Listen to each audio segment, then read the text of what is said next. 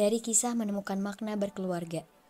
Di 30 kisah Rasulullah yang akan kita bagikan, kita akan berbagi makna cinta, pengorbanan, dan kebersamaan yang menginspirasi bagaimana cara kita berkeluarga. Kisah ke-18, Fitrah Anak. Anak-anak adalah anugerah terindah dalam kehidupan seorang ayah dan ibu. Namun, seringkali terjadi permasalahan di mana anak-anak tidak memahami atau bahkan melupakan fitrahnya sebagai seorang anak. Fitrah ini adalah kecenderungan bawaan yang diberikan Allah Subhanahu wa Ta'ala kepada setiap anak untuk mengenalnya dan menjalankan perintahnya.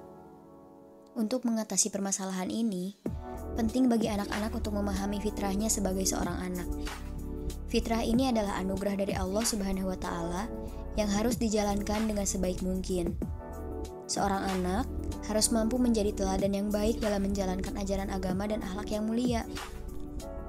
Al-Kisah Fatimah, Al-Hasan dan Al-Husain, ketiga cucu Rasulullah SAW tumbuh dalam cinta dan kasih sayang yang luar biasa dari kakek mereka.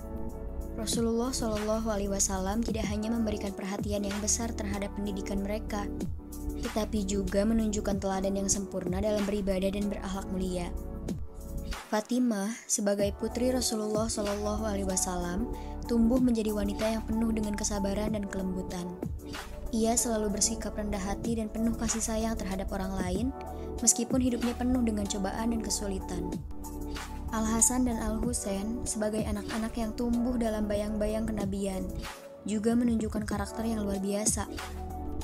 Mereka memperlihatkan kedermawanan, keberanian, dan keteguhan iman yang luar biasa sejak usia dini. Rasulullah SAW sangat mencintai ketiga cucunya dan sering memeluk mereka dengan penuh kasih sayang. Ia memberikan perhatian khusus terhadap pendidikan mereka, mengajarkan mereka untuk mencintai Allah Subhanahu wa Ta'ala dan Rasul-Nya, serta mengajarkan nilai-nilai kebaikan dan kebenaran. Ketika Rasulullah SAW wafat, kedukaan melanda hati Fatimah, Al-Hasan, dan Al-Husain. Mereka sangat merindukan sosok yang penuh kasih sayang dan teladan yang sempurna dalam hidup mereka. Namun, warisan kasih sayang dan keteladanan yang ditinggalkan oleh Rasulullah SAW tetap menjadi cahaya dan petunjuk bagi mereka dalam menjalani kehidupan mereka yang penuh dengan ujian dan cobaan. Al-Quran dan hadis juga memberikan petunjuk yang jelas tentang fitrah seorang anak.